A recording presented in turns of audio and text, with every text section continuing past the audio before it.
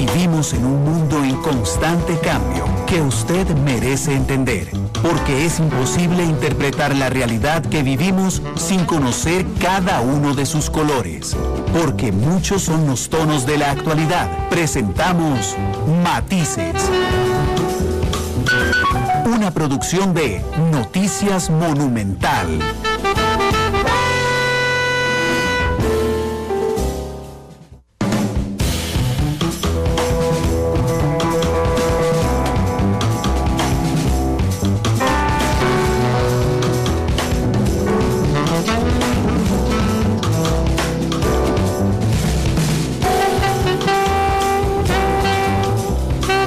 Buenas tardes, 2:05, bienvenidos a Matices. Yo soy Randall Rivera, director de Noticias Monumental, y les doy la bienvenida a este espacio diario que habíamos sacrificado un poco en los debates municipales. Hacíamos uno por semana y ahora volvemos todos los días. Ayer fue realmente un programa muy interesante y con la nueva presidenta ejecutiva del PANI. Hoy será indudablemente un programa muy interesante. Invité hoy al presidente de la Asamblea Legislativa, don Carlos Ricardo Benavides, a que nos acompañe. Don Carlos Ricardo, bienvenido. ¿Cómo le va? Hola, muy buenas tardes y muchas gracias por invitarme. No, muchas gracias por estar aquí. Además, yo les recuerdo a ustedes, que son nuestra audiencia, que estamos en todas las plataformas. Estamos en vivo en radio 93.5 FM, estamos en internet monumental.co.cr, estamos en CR Móvil, que es nuestra aplicación celular, estamos en el Facebook Live de Noticias Monumental desde hace 10 segundos, estamos en Twitter en @monumentalcr. Este programa lo pueden observar en la noche a las 7:30 en Canal 2 y lo pueden volver a escuchar a las 9:30 en Monumental. Así es que muchas gracias por estar con nosotros. Don Carlos Ricardo, yo hoy planteando la entrevista decía, don Carlos Ricardo, ciertamente su sombrero principal es el de presidente de la Asamblea Legislativa, pero tiene otros muchos sombreros adicionales. Uno de ellos es que usted fue un fiel defensor de el plan fiscal, y yo tengo que admitir que yo también lo fui desde mi trinchera porque pensé que era lo que había que hacer. Sin embargo, los datos que se dieron a conocer esta semana por el Ministerio de Hacienda a mí me sorprendieron, porque yo siempre dije que había que efectivamente aprobar el plan fiscal junto con una reestructuración del gasto, y me quedé solo en la primera parte. Tenemos el déficit fiscal más alto en los últimos 30 años, pateando prácticamente la proyección que hizo el Banco Central. ¿Cómo le hace sentir eso después de defender y propiciar la votación del plan fiscal, don Carlos Ricardo? Bueno, primero quiero decir que yo sigo pensando lo mismo con respecto a la necesidad que había de que tuviéramos un plan fiscal, y este plan fiscal, no otro, porque hay gente que dice, es que necesitábamos otro, pero no lo proponían, ni lo propusieron, ni lo van a proponer. El plan fiscal que tuvimos fue el que se puede, y el que además podía hacer mayor justicia en materia de renta, y por supuesto poner a funcionar el IVA, que no funcionaba en este país como único país en todo el continente americano en donde no lo había. Pero vamos a ver, yo sigo creyendo que tenemos un problema gravísimo en términos de gasto y en términos de poder reestructurar, como usted bien lo dice, la situación de nuestras finanzas públicas. Tengo que decir, además, porque es un poco el juego de lo ilógico con el que algunas personas manipulan cuando ocurren estas cosas, que llegar casi al 7% del Producto Interno Bruto como déficit fiscal es gigantesco, es escandaloso. Por supuesto que no lo queremos, pero también hay que entender que sin plan fiscal estaríamos por encima del 8%, probablemente 8,5% de déficit del Producto Interno Bruto. Pero son las crisis que no se ven. Claro, bueno, es efectivamente, pero hay que tenerlo sobre la mesa, porque hay mucha demagogia diciendo, es que con el plan fiscal nos aumentó el déficit. No, claro, si no hubiéramos tenido el plan fiscal estaríamos en 8,5, no en llegando a 7, para comenzar. En segundo lugar, el plan fiscal ha funcionado por dos lados. Ha funcionado por el lado de los ingresos, evidentemente, tanto en el IVA, que se han recaudado algo así como $400 millones adicionales. Estamos hablando de más de 200.000 millones de colones, y lo mismo que ha pasado en renta, es decir, los impuestos a las utilidades y a las ganancias, especialmente de los que más tienen, aumentaron. Le voy a decir el dato más exacto en 160.000 millones de colones. Los ingresos del Estado aumentaron 8,06%. Sí, 8,06%, esos son 885.000 millones de colones, eso es un dineral, así aumentó. En materia de gasto también tuvo un impacto muy importante, quiero decirle, que todavía no, creo que no se le ha hecho suficiente honor a eso. Primero, empezó a la curva de ascenso del gasto en materia de remuneraciones empezó ya a achatarse.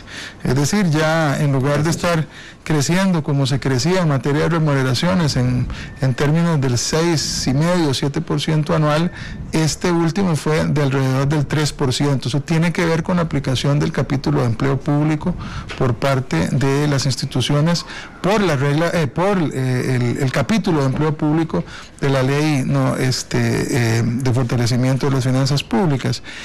Solamente en la Caja Costarricense del Seguro Social, Randall, la reforma fiscal y su efecto sobre el empleo público ha significado 25.000 millones de colones menos en gasto operativo. Esto le garantiza al SEM, al seguro de enfermedad, una vida útil de al menos 5 años más. Y podría significar 1 billón de colones, 1 billón de colones de ahorro para la caja de aquí al 2032, según los estudios actuariales de la misma caja. En el caso de Recope se está hablando de alrededor de 1.800 millones de colones solo por la aplicación del plan fiscal este año de ahorro. De manera que el plan fiscal ha dado frutos tanto en ingresos como en ahorro en materia de gasto. Sin embargo, no es suficiente. Sí, y yo por eso he planteado la necesidad urgente de que el ministro de Hacienda venga a la Asamblea Legislativa, explique qué pasó, con mucha más propiedad, por supuesto, de lo que yo podría hacerlo, y de lo que lo hizo él ayer en conferencia de prensa, o anteayer más bien, y decirnos qué va a hacer el gobierno de la República, qué va a hacer el Ministerio de Hacienda en esta materia. Nos han dicho que tuvieron gastos no recurrentes, lo cual es cierto, hubo que pagarle a Habdeba, hubo que pagar al Banco de Costa Rica para los efectos de que pudiera absorber el Banco Crédito Agrícola, y ciertamente ha habido otros rubros, pero bueno, eso es parte de las decisiones que no se tomaron a tiempo, pero también es parte de la irresponsabilidad en otros gobiernos. Usted recordará que la plata para pagar prestaciones en Habdea había quedado lista en gobierno de doña Laura Chinchilla, y lamentablemente el gobierno que la sucedió, en el caso de don Luis Guillermo Solís, la usó para otras cosas y no se pagó esa plata que nos hubiera tenido ahora en una situación muy distinta. ¿Qué le parece, en medio de esta explicación relativamente sencilla, ¿verdad?, que se podría resumir? Sí, hay déficit fiscal del 6.9 con plan fiscal, pero sin plan fiscal esto pasaría del 8. Es una explicación realmente sencilla. Lo que pasa es que me parece que el presidente de la República ha sido muy imprudente en las últimas horas, dio unas declaraciones rompiendo los puentes con otras fuerzas políticas, indicando, bueno, es que heredamos un país hipotecado. Ciertamente yo estoy seguro que fue así, pero digo, al pan pan y al vino vino. Doña Laura Chinchilla impulsó un plan fiscal que se lo trajo abajo el partido de gobierno hoy, el PAC.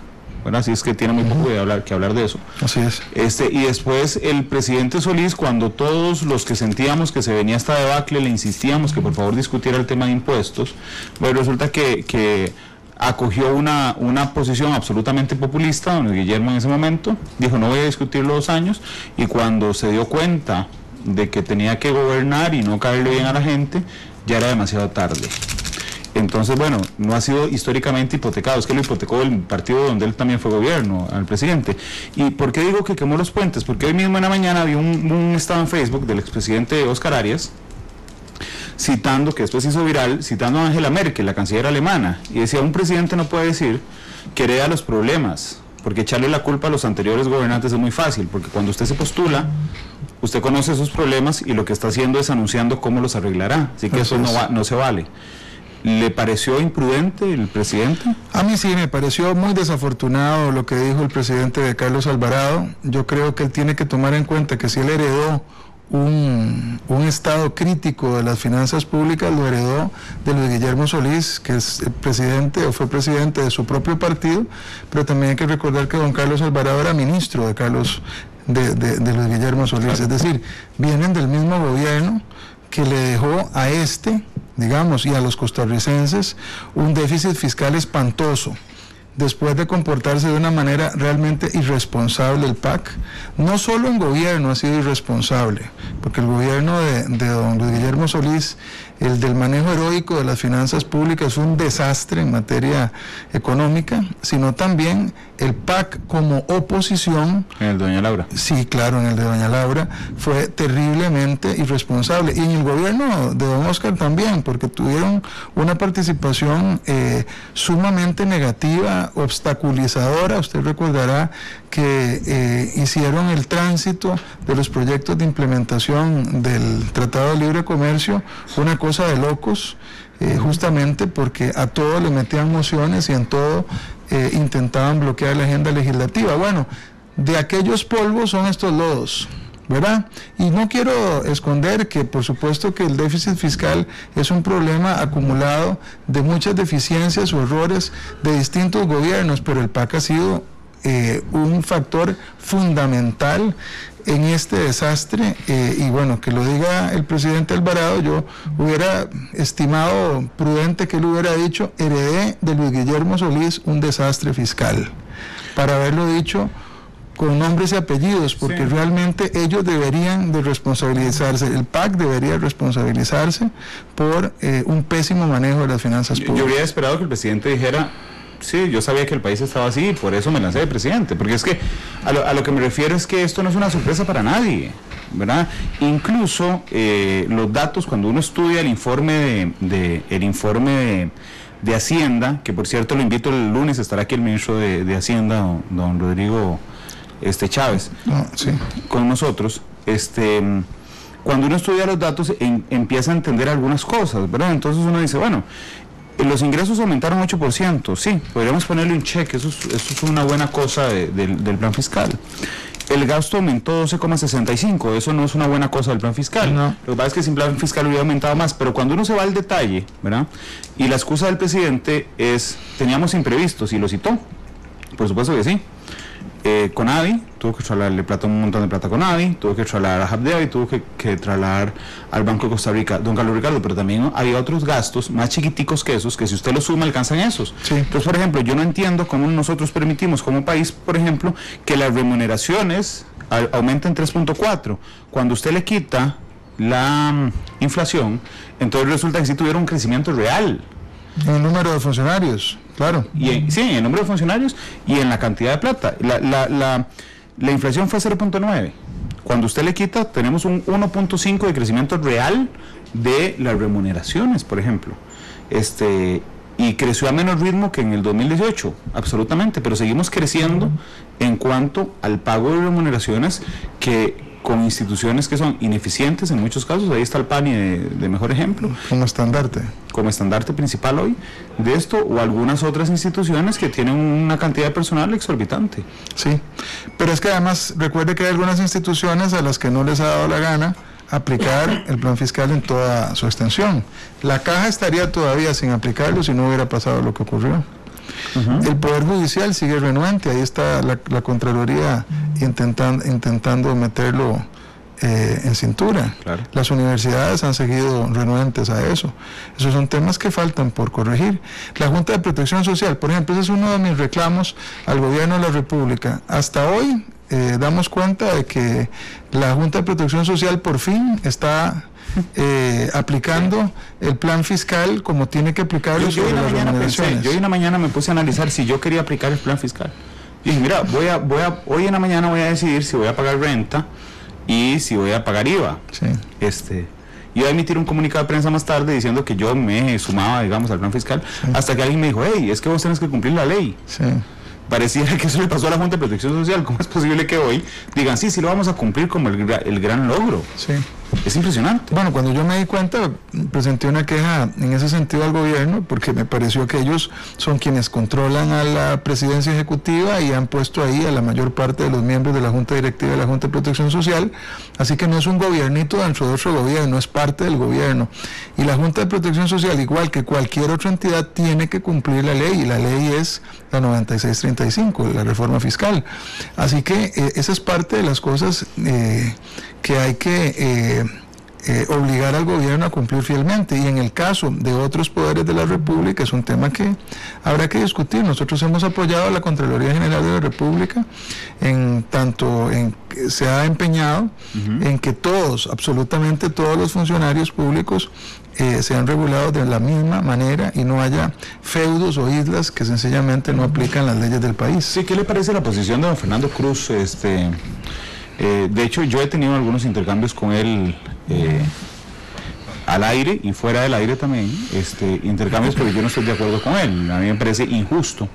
Él habla, y yo se lo he dicho varias veces, usted habla de legalidad o ilegalidad, yo hablo de justicia.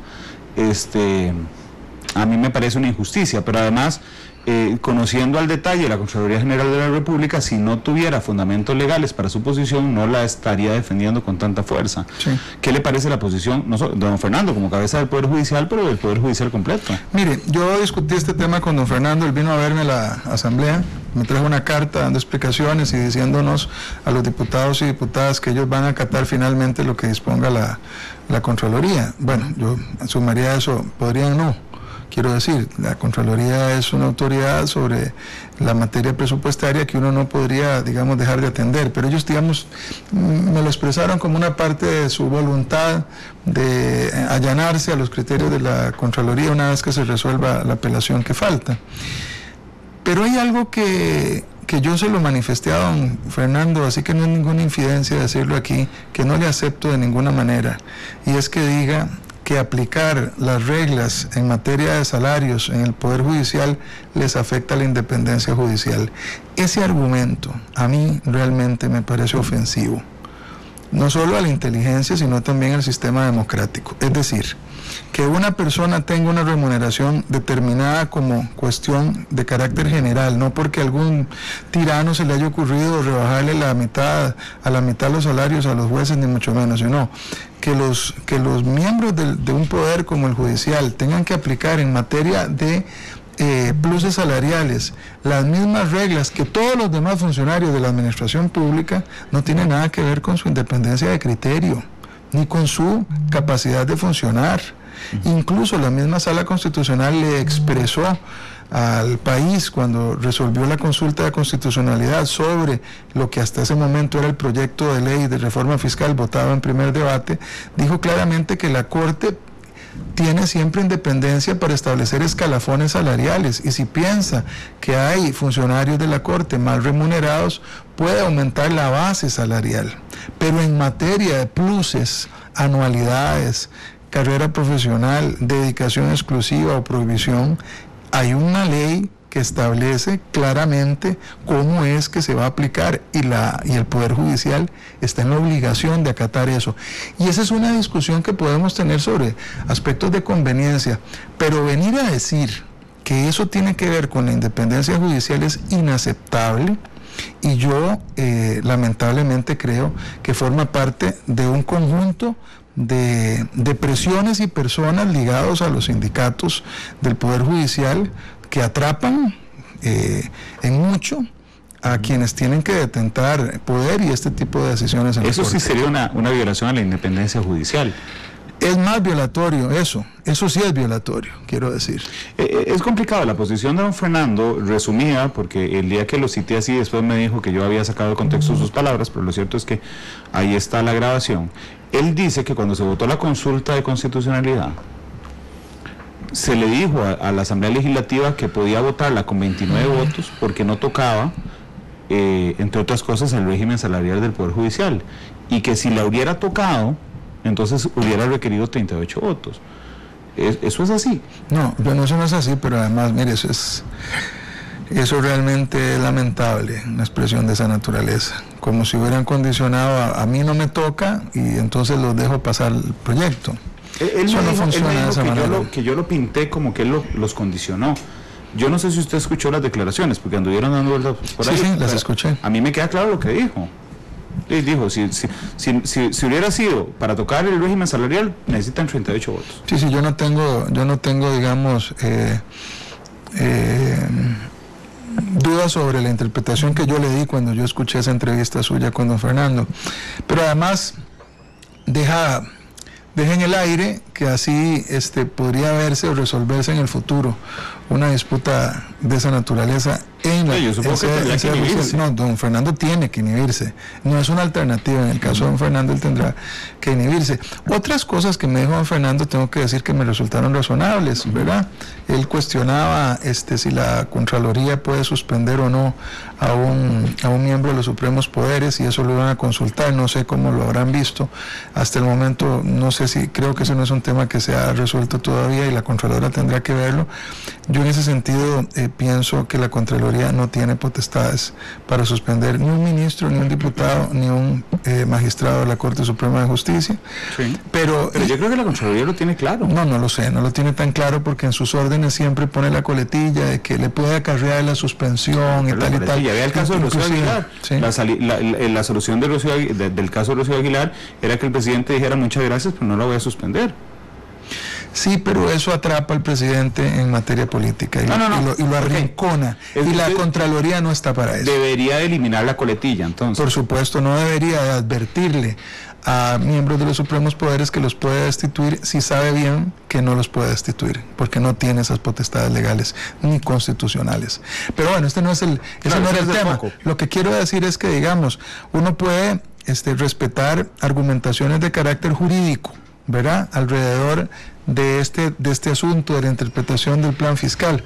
Pero, yo repito, es inaceptable que se use un argumento que me parece más político que otra cosa, como que se está hiriendo la independencia judicial, a través de simplemente aplicar las reglas que son comunes para todo el universo de funcionarios públicos, claro, en materia de pluses salariales. Pero yo en la entrevista con don Fernando reiteré una y otra vez que se trataba de un diferendo jurídico. Es decir, que esto no es un pleito personal ni una persecución a la Corte, sino es una diferencia de criterios jurídicos. Sin embargo, mientras usted mantenga el tema no administrativo, es un diferendo jurídico. Es decir, usted, la Corte, va y apela y resuelve una segunda instancia y apelará nuevamente y resolverá la Contralora General.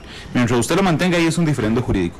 Pero cuando eso escale al tema constitucional, donde los que van a tener que resolver son los mismos funcionarios que alegan una violación a su independencia, don Carlos Ricardo, dejó de ser un diferendo jurídico para convertirse en un diferendo a conveniencia. Bueno, hay digamos, una carga muy importante ética en el tema de las resoluciones cuando se trata de cosas que atañen a los mismos que lo van a resolver. Por eso es importante también la discusión sobre las suplencias en la Corte. Y que todos trabajan ahí. Claro, quizás convendría que los suplentes de una sala como la Constitucional fueran personas que no trabajan para el Poder Judicial, ¿verdad? Como era antes. Igual puede ser que esto tenga repercusiones en su diario acontecer, porque recuerde que si son litigantes tienen que irse a ver, o tenemos, porque yo soy abogado y litigante ordinariamente, ahora estoy fuera de las canchas, pero lo soy. Y bueno, igual, a nadie le gusta echarse enemigos que tienen que resolver tus asuntos y sobre los que tienen que ver el arroz y los frijoles de tu casa. Sí, es muy interesante. Yo realmente lo he pensado en varios casos. Yo decía, bueno, y si hacemos un segundo grupo de suplentes, es decir, que cuando vea la acción de inconstitucionalidad de Otto Guevara sobre el salario escolar, ¿verdad?, va y lo presenta. Los titulares tienen que inhibirse porque reciben salario escolar.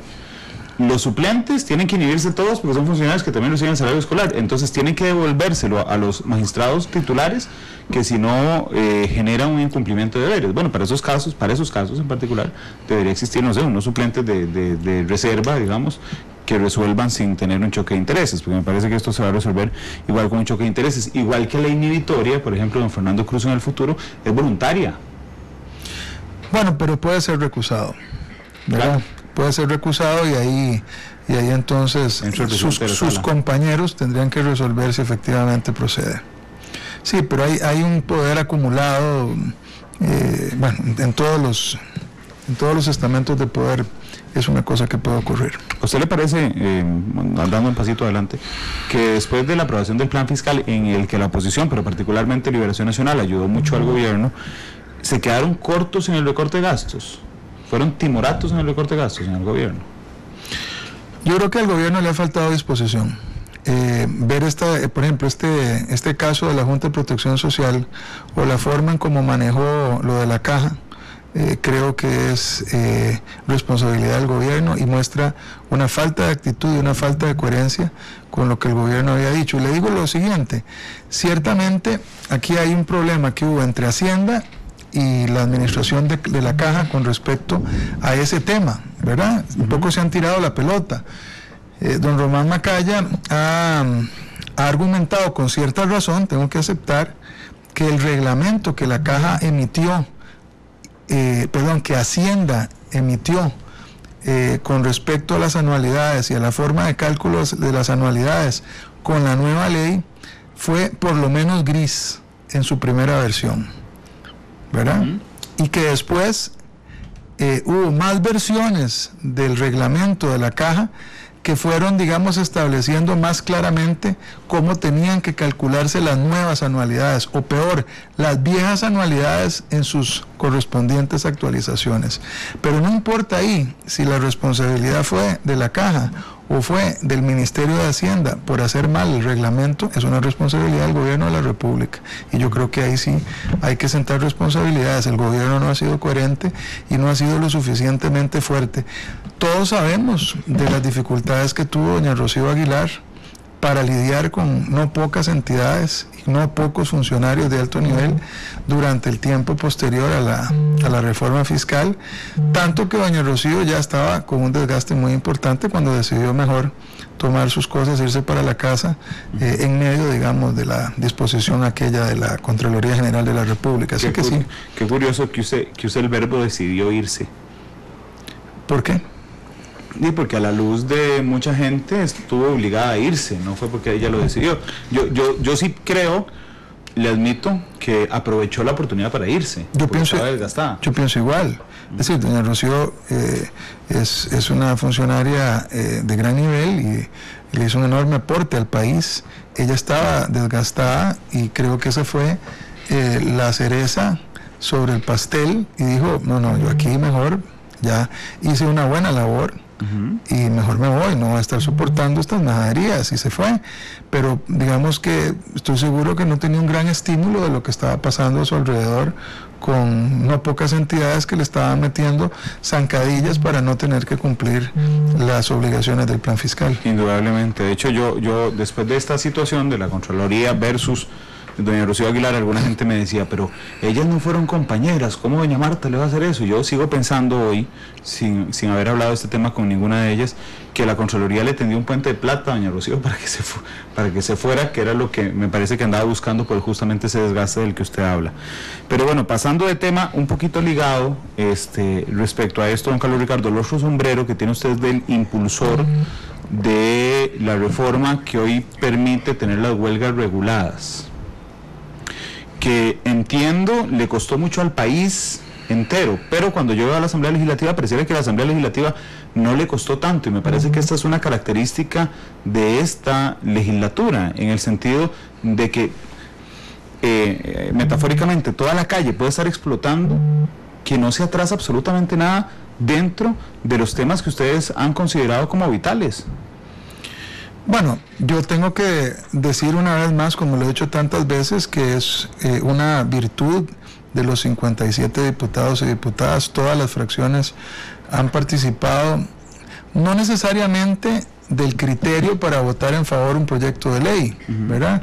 En el caso del plan fiscal lo votamos casi todos los diputados y diputadas de Liberación Nacional, casi todos los de la Unidad, todos los del PAC, y diputados independientes también se sumaron a esa votación. En el caso de lo de las huelgas pasó muy similar, solo que ahí se sumaron diputados de Restauración Nacional y una diputada del Grupo de Nueva República.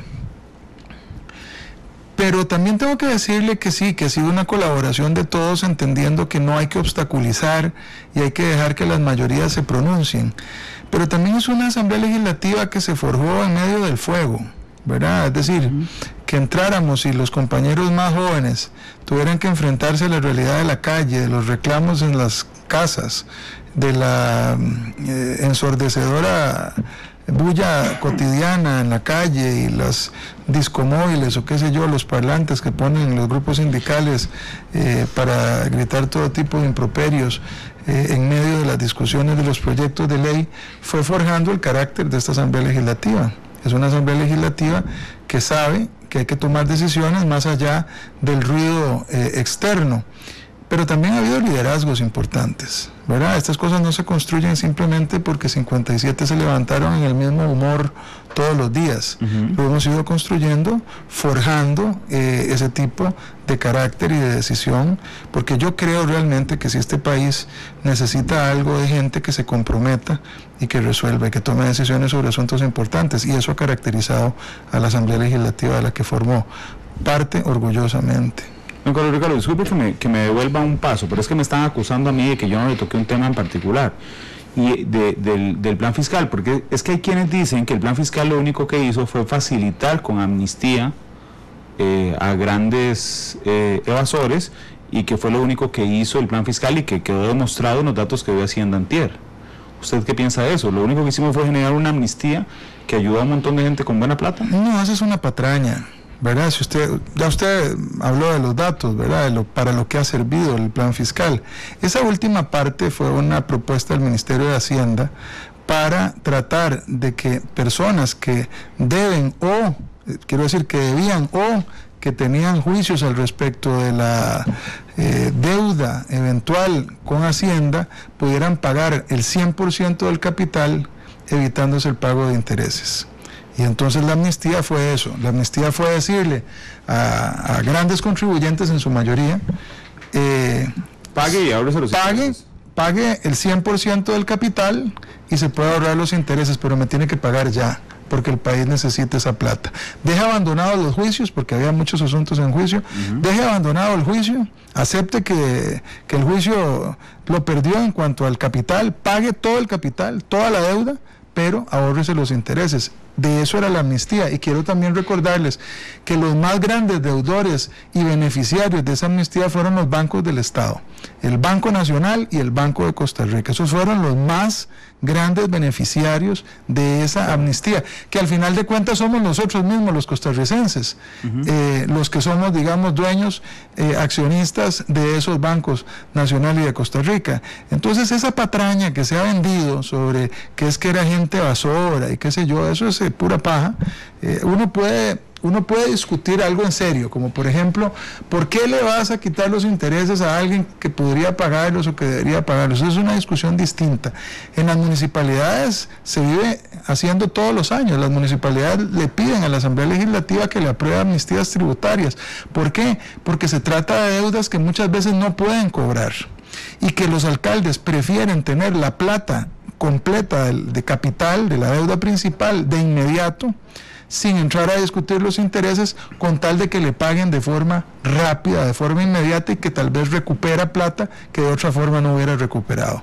En el plan fiscal, ese último capítulo se incorporó así a solicitud de Hacienda, justamente para eso y por esa razón. ¿A usted no le parece que a veces en el análisis popular las redes sociales tienen algo muy bueno, y es que hacen que la gente se informe, no profundamente, sino de muchas cosas al mismo tiempo, pero le resta profundidad al análisis? Y yo no quiero que nadie se sienta ofendido por esto, pero por ejemplo, hay hechos que son hechos, y eso simplemente.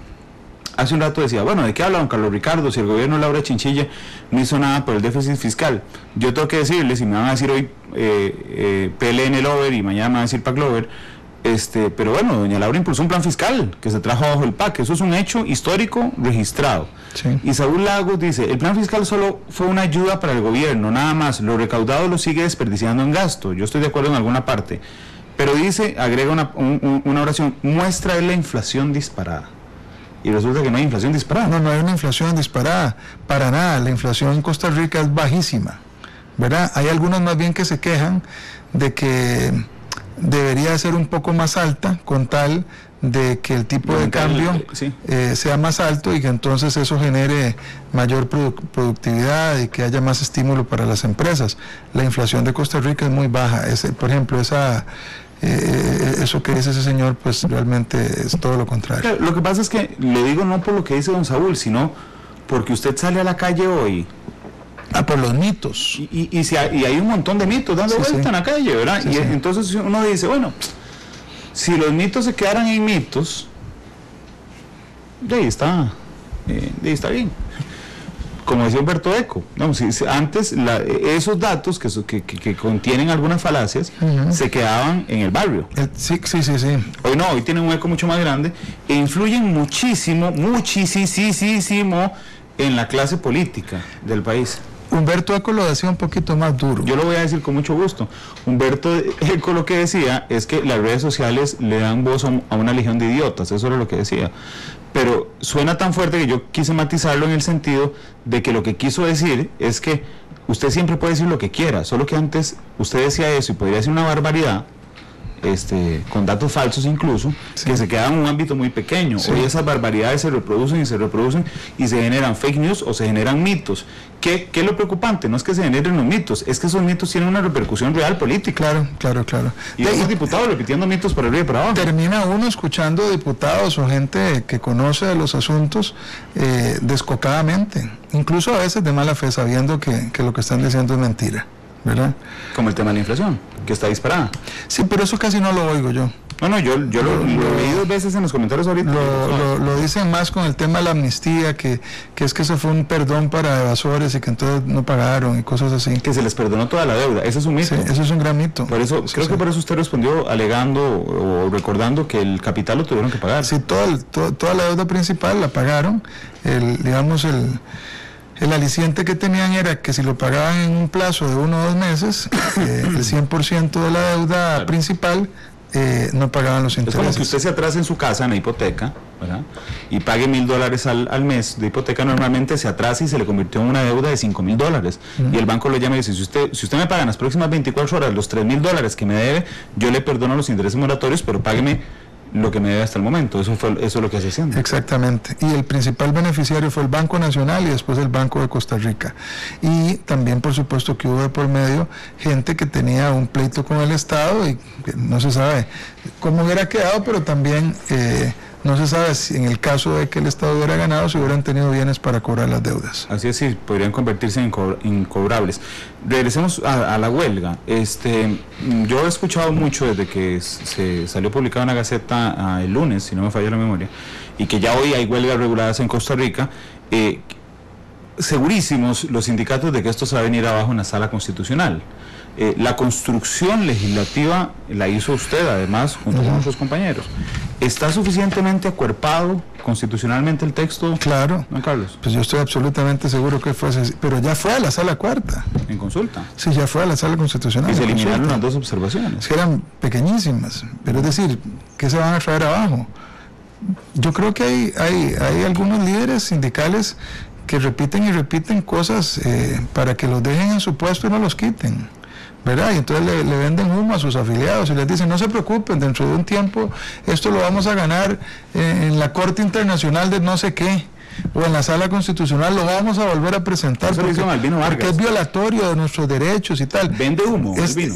Mire, hay mucho vendedor de humo. Yo le quiero preguntar si don Albino vende humo. Mire, yo francamente creo que no solo ese señor, hay otros. Eso significa que sí, y más personas. Sí, efectivamente. Albino vende humo.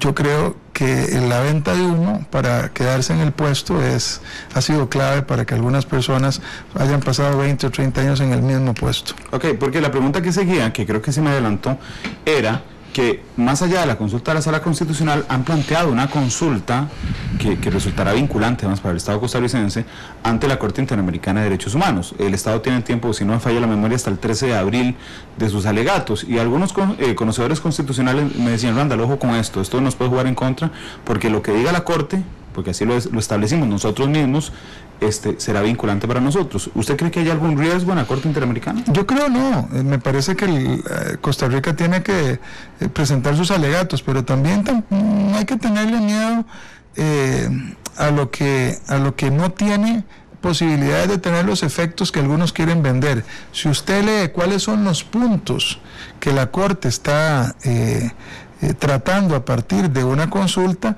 no es en su inmensa mayoría nada que tenga que ver con el fondo del proyecto o la ley para eliminar los abusos de las huelgas. Entonces está vendiendo como tal y no es así. No es así, efectivamente. Es más, yo le voy a mandar una copia a usted de la consulta. De los temas que el comité sobre los que el comité está preguntando para que la Corte haga determinados algunas puntualizaciones. Y no podría irse más allá, la Corte Interamericana, lo que le pregunta la Comisión. No, para nada, pero además creer que van a anular una forma, digamos, una ley, no solo la ley, sino también lo que han hecho todos los países, particularmente en Europa. Se lo pongo así, en Europa el pago de salarios se suspende desde el mismo momento en que empieza una huelga, pero eso no solo pasa en Europa, pasa en Estados Unidos y pasa en Canadá y pasa en la mayoría de los países de América Latina. Entonces tendrían que modificar ese tipo de disposiciones ya no para el humilde Costa Rica, sino para casi todos los países del mundo. Eso no va a ocurrir. Un día vi una huelga en Japón, me llamó tremendamente la atención. De hecho pensé que estaba soñando y me pellizqué solo a ver si no era así. Los conductores de autobús en Japón se fueron a huelga porque efectivamente tenían malas condiciones. Y la huelga fue fueron a trabajar todos y manejaron los buses, pero nadie cobró. Usted se subía al bus y pasaba. Duraron 2 días así, y el tercer día el Estado les mejoró las condiciones, pero ojo el cambio de paradigma, claro. Digamos, no era afectar al usuario para generar opresión sobre el patrono, sino afectar al patrono, sin afectar al usuario. El servicio estaba gratis, sí. Nadie cobró y la gente se subía a los buses y yo decía, mira, ese es un cambio de paradigma muy interesante. Pareciera que ahora lo que necesitan es justamente tener la posibilidad de afectar al usuario para así generar presión, y eso es lo que no les gusta de esta nueva ley. Pero ojo lo que usted acaba de decir, se trata de nuevas formas para hacer presión, pero además usted está hablando de una huelga estrictamente laboral, una huelga contractual. Sí, que tiene que ver con las condiciones de trabajo. Una huelga que tiene que ver con las condiciones de trabajo de las personas. Es que recuerde aquí, que yo creo que de lo que más les duele a los detractores del proyecto, que aquí lo que habían era huelgas políticas. Sí. Hechas como les diera la gana para quebrarle el brazo a los gobiernos o a los partidos políticos que habían llevado representantes a la Asamblea Legislativa. Y entonces en la calle, una minoría bloqueando calles, insultando gente, inventando tonterías puestas en redes, pero además mintiendo, le torcían el brazo al gobierno de la República impunemente. Y lo que hemos hecho es regular los abusos particularmente. La huelga queda ahí, el derecho a la huelga está ahí, y por supuesto el derecho a la libre manifestación no ha tenido ningún desmedro. De hecho, ayer que estaba escuchando una parte de Pelando el Ojo, estaban analizando con humor el proyecto para elevar las penas, para agravar las penas de las personas que cometan delitos con encapuchados, ¿verdad? Me llamó la atención porque ellos, no era el José María Villalta Real, sino el que ellos hacen, el que estaba hablando, y lo hacen igualito, por cierto. Pero bueno, es la misma posición que mantiene. Que bueno, que es parte de la libertad de protestar de las personas. Y yo decía, suave, pero es que lo que dice el proyecto es quien delinque. Sí, así es. ¿Verdad? Sí. Y bloquear calles es un delito. Es un delito. Sí, así y yo es. lo dice el Código Penal. Así es, ni yo. Esto viene por lo menos desde 1940. Vamos a ver, ese proyecto de ley que presentamos la diputada Zoila Bolio y yo, lo que dice es que si cuando se llevan a cabo algunos delitos mayormente violentos, como el robo, como el hurto, como el delito de daños, como el delito de atentado, agresiones contra policías o el bloqueo, que hemos hecho una categoría de bloqueo o obstrucción agravada, si las personas ocultan su rostro para que no puedan ser identificadas por las autoridades o por una cámara de seguridad o por testigos, se exponen a que su pena se eleve hasta en 1/3. Claro, como una obstrucción a la justicia. Es correcto, porque cada vez hay más robos en donde la gente, el delincuente se tapa la cara, se pone una capucha o se pone una gorra casi hasta los ojos o las cejas para que no se puedan ver. Usted lo ve en televisión, se suben a los buses a asaltar gente o a asaltar al conductor del bus, o se meten a un supermercado, a un mini super en un barrio a robar encapuchados, porque saben que normalmente en esos establecimientos hay cámaras de seguridad. Entonces aquí lo que estamos haciendo es elevando la pena, y en el caso de los bloqueos, por supuesto, si usted bloquea la entrada a un hospital o si bloquea un puente, es agravado, es obstrucción agravada. Es obstrucción agravada, o cualquier otra cosa, cualquier otro lugar que usted obstruya. Si se pone una capucha, si oculta su cara de esa forma, pues entonces será una conducta agravada. Eso es lo que estamos diciendo.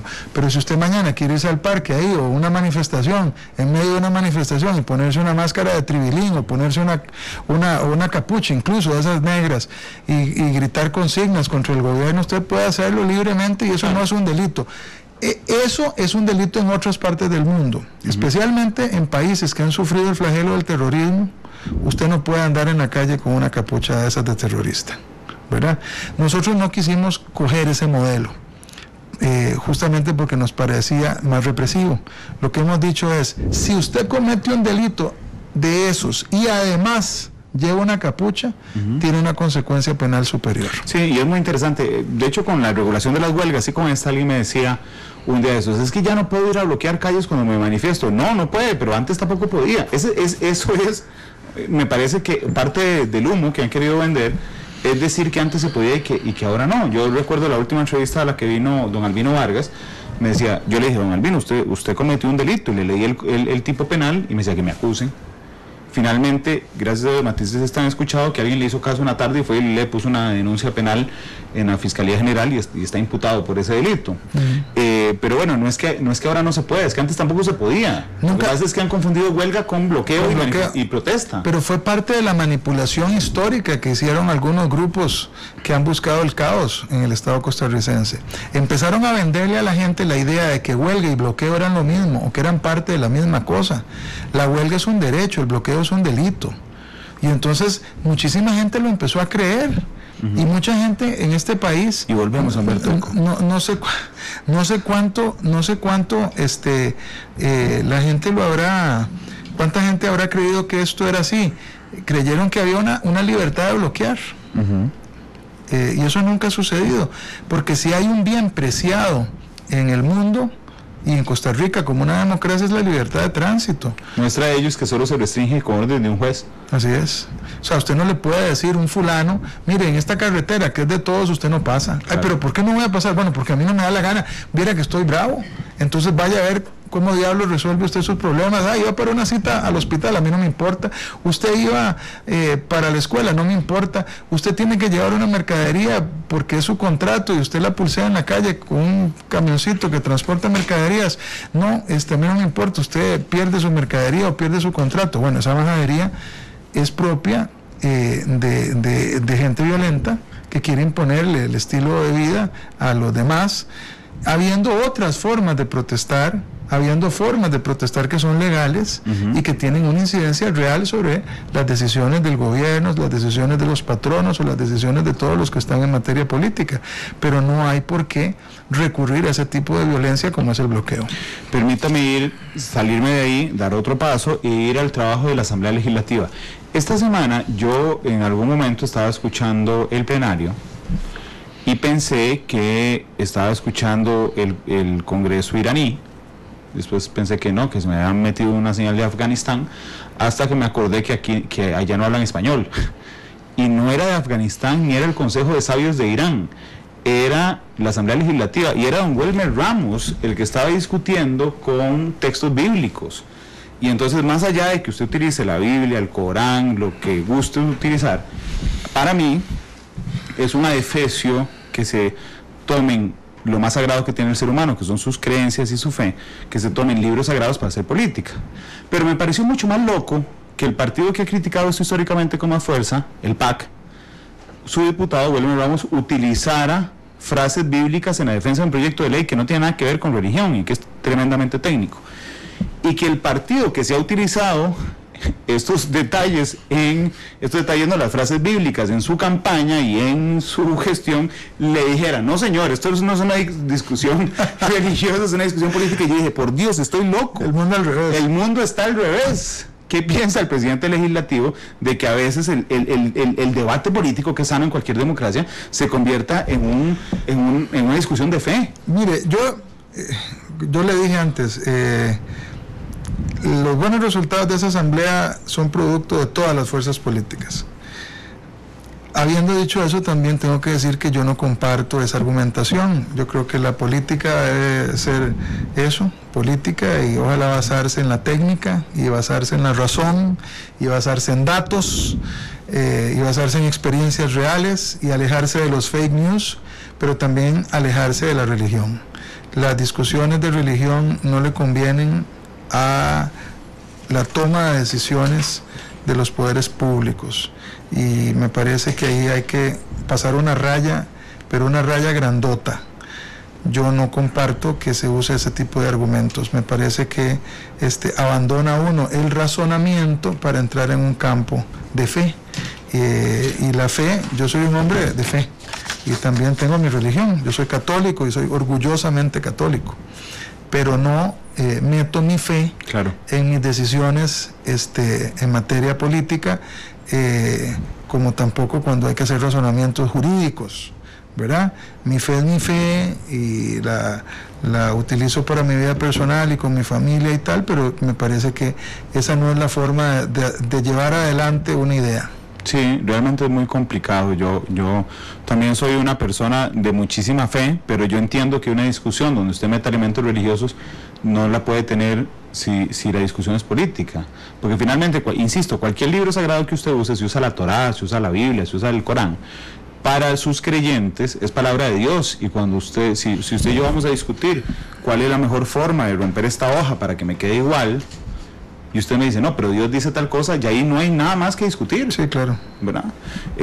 Pero bueno, podrían hacer esa revisión también cuando escojan a los magistrados de la Sala Constitucional, que me parece que es muy importante. Porque usted preside, a usted no le gusta, hay que pasar una línea grandota, pero usted preside la Asamblea Legislativa con más diputados religiosos que ha tenido la historia de Costa Rica, don Carlos Ricardo. Sí, pero bueno, primero no es culpa mía, ¿verdad? Así llegamos. Pero además quiero decirle que yo en favor de... Es una asamblea hipotecada. En favor de todos tengo que decir que el factor religioso no ha sido el preponderante en las discusiones y mucho menos en las decisiones de la Asamblea Legislativa. Y tengo que decir, como lo he dicho en otras ocasiones, entre más largo estemos de discusiones religiosas y de temas que aviven las discusiones esas de fe o sobre aspectos de carácter cultural, de conservadurismo religioso versus progresismo y tal, entre más largo estemos de discusiones de ese tipo, la Asamblea Legislativa marcha mejor, y ha sido parte de los elementos positivos de esta Asamblea Legislativa. Nos hemos alejado bastante y hemos ido a discutir asuntos de carácter económico, asuntos de carácter cultural, social, y ahí nos hemos mantenido y hemos evitado entrar en esas diferencias que las tenemos, pero que es mejor no llegar ahí. Pero el riesgo existe. Sí, el riesgo siempre existe. Porque usted termina de ser presidente el 30 de abril. Sí, efectivamente. Gracias a don Rafael Rodríguez, que es un abogado que respeto muchísimo, y que me mandó una frase que me gustó mucho: los sistemas religiosos, que siempre son concreciones limitadas y culturalmente determinadas de lo religioso, nunca se dan por satisfechos con la mera dirección de la vida espiritual de sus fieles, sino que también anhelan dominar la vida pública mediante, por ejemplo, legislaciones y normativas acordes con sus intereses particulares y grupales. Y por su parte, lo político, siempre actualizado por mediación de políticas concretas, nunca se da por satisfecho con la simple administración de la cosa pública, sino que de una manera u otra siempre quiere incidir e influir religiosamente sobre el foro íntimo de la conciencia de los individuos para administrarla y dominarla. Es una frase de don Luis Duch en política, en religión y política. Déjeme dar otro paso más. En estos meses que le quedan como presidente, ¿va a intentar reelegirse como presidente legislativo? No. No, de fijo. No, no tengo intención. Entonces, estos meses que le quedan, ¿por qué? ¿Por qué no quiero? ¿Sí?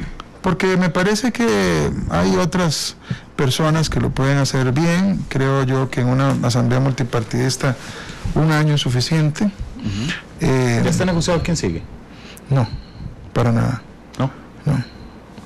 Pero yo me siento contento con el trabajo que he realizado. Espero además poder hacerlo bien en los meses que me quedan. Y además tengo toda la intención de colaborar con la persona que venga de presidente o presidenta a partir del próximo 1 de mayo y seguir colaborando en la Asamblea Legislativa para encontrar acuerdos y soluciones, y no creo que sea indispensable que sea yo el que esté sentado en esa silla, y voy a dar espacio, voy a dar campo. Creo que eso está bien. Todos los días cuando yo hago la reunión de redacción aquí en Monumental, todos los días pasan miles de noticias, ¿verdad? Y cada uno de los periodistas tiene que llegar a presentar las 2 noticias más importantes, entre las miles que pasan todos los días, para hacerlas en la mañana y después para hacer otras 2 en la tarde. Las comisiones legislativas tienen un montón de temas pendientes. Muchos. Pero ¿cuáles son los 2 más importantes, don Carlos Ricardo? Difícil decir cuáles son los más importantes, pero hagamos esto. Le voy a decir cuáles son los más importantes que al mismo tiempo son los más inmediatos. Yo veo 3. El tema de datáfonos, que tiene que ver con las comisiones que se cobran a los comercios para el uso de las tarjetas de crédito. El de usura, que no tengo ni que comentarlo mucho, es un tema que está bastante de moda. Y el tema de las jornadas laborales, que tiene que ver con la posibilidad de que haya nuevas reglas y que entonces los trabajadores y trabajadoras se puedan poner de acuerdo con las empresas y trabajar 12 horas por 4 días y tener 3 días libres. ¿Usted cree que haya consenso en esos 3 temas de aquí a que usted termine de ser presidente legislativo? Yo no creo que haya consenso, entendido como que todo el mundo esté contento, en ninguno. Pero yo espero... ¿Una decisión mayoritaria? Sí, yo espero que sí en los 3. ¿Qué le parece a usted el tema de la usura? Me parece que es necesario establecer limitaciones a la usura. Creo que dejarlo a la libre, como ha estado este país, en donde cada quien puede cobrar la tasa de interés que le dé la gana en cualquier operación. Sí. Yo he visto atrocidades, y no me refiero únicamente al tema de bancos o de microcréditos, ¿no? He visto en la calle gente cobrando tasas, asombrosas, que nada más llevan al remate de la propiedad de la gente cuando se trata de créditos hipotecarios. Yo sí creo que hay que poner una tasa de usura. O cuando usted compra una lavadora o lo que sea. Pero lo que pasa es que hay posiciones, y usted las conoce mucho mejor que yo. A mí me parece personalmente que la SUGEF y el Banco Central se van muy arriba. De hecho, me parece que el presidente de una manifestación que dio esta semana se lo trae al piso, digamos, la intención política, ¿verdad? Porque la tasa piso, si no me corrige usted por favor, que estaba proponiendo la SUGEF era de 43%, la tasa piso. El tope. Sí, el tope, sí, 43%. El presidente dice, no, tiene que estar entre 30 y 43, esos son 13 puntos menos abajo. El otro día vino Leiner Vargas, un economista que supongo usted conoce de la Universidad Nacional, y realmente su exposición frente a don Danilo Montero, que es el director de la Oficina de Defensa del Consumidor, que lo pagan los bancos privados, fue realmente muy esclarecedora. Los bancos en Costa Rica cobran una cantidad enorme de tasas por riesgo, o sea, casi que asumen que 1 de cada 4 no le va a pagar. Lo que pasa es que no es la plata de ellos, es la plata de todos nosotros, y prestar con un nivel de riesgo tan alto es ilegal. Entonces, digamos, hay un juego en que me parece a mí, esa es la opinión que quería preguntarle, que la SUGEF y el Banco Central están muy, muy, muy arriba en el tema de las tasas de usura. A mí me gusta guiarme por lo técnico, y entonces he estado tratando de escudriñar entre los motivos que cita el Banco Central y la SUGEF, cuáles son, digamos, sus planteamientos, sin querer decir eso, que hay que sencillamente allanarse a un criterio que al final de cuentas es eso, un criterio. Hay que buscar la inteligencia de ese criterio para saber si efectivamente está en lo correcto. Los tomadores de decisión política también tenemos que atender a razones lógicas más allá de lo que quisiéramos. Pero sí me parece que una tasa muy alta no va a ser aceptada por la Asamblea Legislativa. Veo a los diputados y diputadas con la disposición de poner las cosas en orden. La discusión está centrada en eso, ¿verdad? Claro. Si más o menos. A mí me gustaría que meta más cosas. De cuánto más excluye, porque hay otra discusión, la famosa discusión sobre la exclusión. ¿Cuántos ciudadanos, si se baja la tasa de interés, van a quedar excluidos de los servicios o más bien de la posibilidad de sacar una cosa a crédito o de tener una tarjeta? Esa es una discusión que quiero decirle, yo también tengo mis observaciones. Pienso que hay gente cuya condición es tan riesgosa que no tiene por qué el resto de la sociedad pagar por un crédito que es casi seguro que no va a pagar. Sí, claro.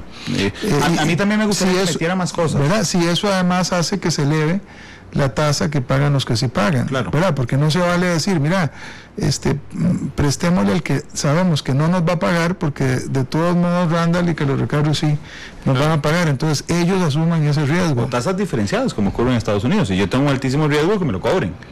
Esa es otra posibilidad. ¿Verdad? Y si usted ha tenido un récord intacto en la vida, entonces que no le cobren ese riesgo. Pero yo metería más cosas, sin pretender que todo el programa lo pasemos hablando de esto, pero yo metería más cosas todavía, como por ejemplo las compras que usted hace en los almacenes de línea blanca, que realmente hay muchos que son unas garroteras, o por ejemplo los préstamos para consumo que se están dando, ahora lo dice en internet, que se están dando a 15 años. Si es un préstamo a consumo a 15 años, es esclavizar a una persona a tener acceso, digamos, a un crédito muy fácil, sí, que termina pagando durante 15 años de su vida. Sí, sí. Y si usted, mucho antes de eso va a querer volver a consumir más. Así es. Y si usted utiliza exactamente la misma manifestación que están utilizando los bancos de exclusión, entonces usted diría, sí, pero es que estamos sacando un montón de gente que no va a poder pedir préstamos de consumo a 15 años. Y por supuesto, esa es la idea. Claro. Así como la idea es que no tengan acceso a crédito gente que no puede pagar ese crédito. Sí, yo creo que es así. En algunos casos habrá que volver a que alguna gente compre, digamos, a plazo, como se hacía antes, ¿verdad? Que retiran el artículo después. Que lo retiran al final, como los subes de viajes. Apartados se llamaban. Sí, claro. ¿Verdad? En vez de tener un sistema que usted le dice, tome, lléveselo, y si usted no lo paga, de todos modos, el interés que pagan los que sí pagan es tan grande que usted se puede llevar ese artículo gratis, porque todos los demás lo van a pagar por usted. Eso está mal, y eso está ocurriendo. Entonces tenemos que buscar el punto medio. Ni una tasa tan baja, que esté además basada en pura demagogia, ni una tasa tan alta, solo sobre la base de que va a haber alguna exclusión. Tiene que haber un punto medio, y en eso están trabajando. Y quiero reconocer en la Comisión de Asuntos Hacendarios y a mi compañera Ana Lucía Delgado, que es la presidenta de la comisión, que han estado haciendo un gran esfuerzo para llegar a un acuerdo, tratar de llegar a un esquema que de alguna forma satisfaga, digamos, a ambos extremos de la discusión. Ojalá. Don Carlos Ricardo, permítame ir a una pausa comercial, la única que vamos a tener, así tiene tiempo dos cosas, de escoger la canción y ir pensando en algunos temas que quiero conversar con usted al cierre. El manejo de la agenda extraordinaria del gobierno, las elecciones municipales, indudablemente, que son el próximo domingo, y bueno, algunos otros temas que si nos da chance los tocaremos. 3:07, vamos a la pausa y volvemos. Bien.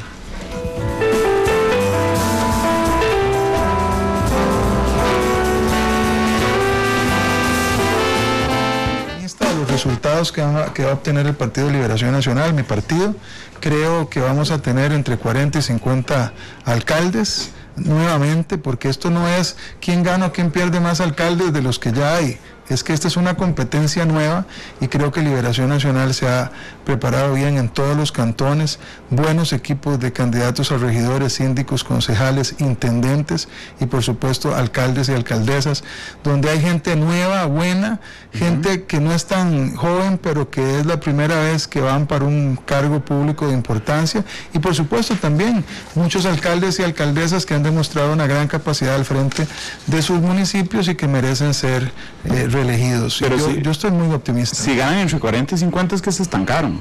Para nada. ¿Cómo para nada? ¿Tiene más de 50? No, para nada. No, eso no. Vamos a ver, primero, a mí me llama la atención la vara con la que se mide Liberación Nacional. Siempre es una vara muy estricta con la que no se mide el resto de los partidos políticos. Liberación Nacional hoy sienten que no son iguales al resto de partidos políticos. Bueno, yo creo que somos la mejor opción. Por eso venimos con esa vara. Pero no es. Si usted le pregunta a todos, también creen que son la mejor opción y aún así ustedes no los miden así. No, a Liberación siempre se le mide diferente, siempre se le mide con más rudeza.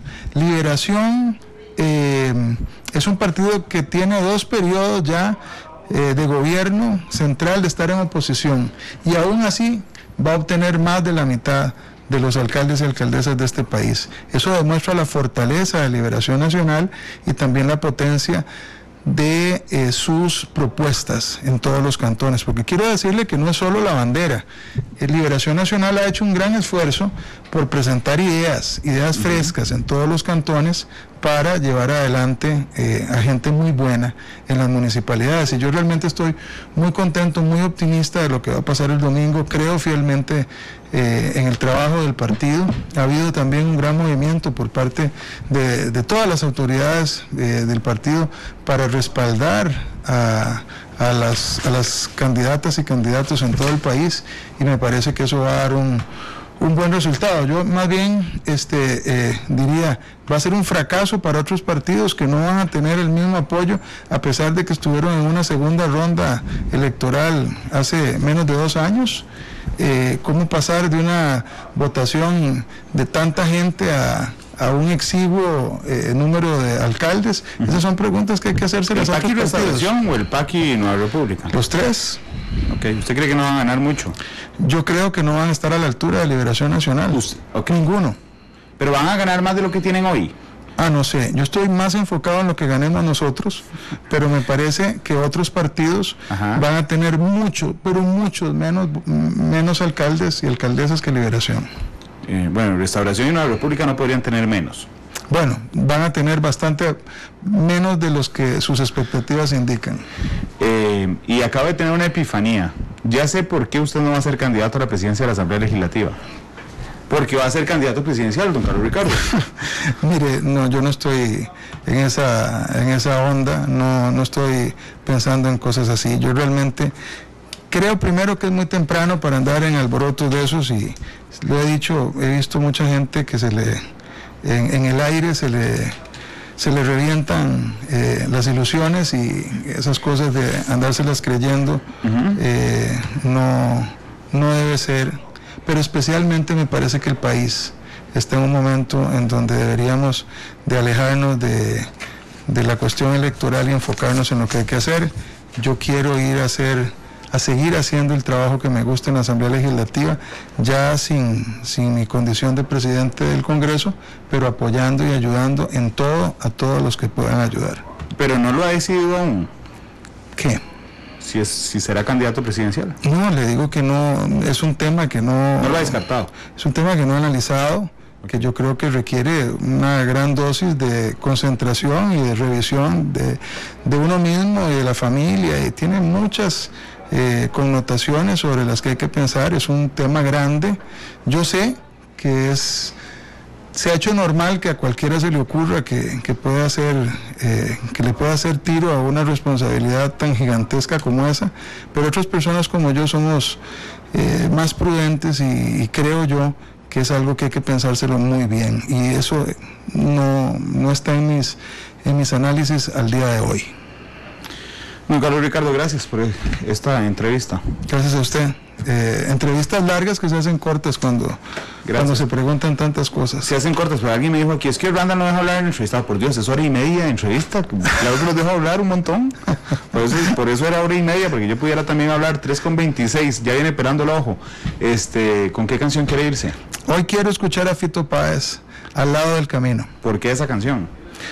Es una canción que me gusta mucho, ya la va a escuchar, y tiene connotaciones de orden emocional y también de vida, de comportamiento y de ilusión sobre las que me gusta pensar. Fito es buenísimo, indudablemente. Buenísimo. Un día le cuento anécdotas ahí de mi fitomanía. De eso igual que con el maestro Sabina y Serrat, etc. Hombre, no, sigamos entonces, hora y media. Gracias, don Carlos Ricardo. Fito Páez despide Matices. A las 7 tendremos un resumen especial de Noticia Monumental. Ya viene pelando el ojo, porque a las 5 transmitiremos el partido de la selección femenina entre Costa Rica y Haití. El lunes a las 2 de la tarde en Matices, el nuevo ministro de Hacienda. Hasta luego y feliz tarde. Creo que esta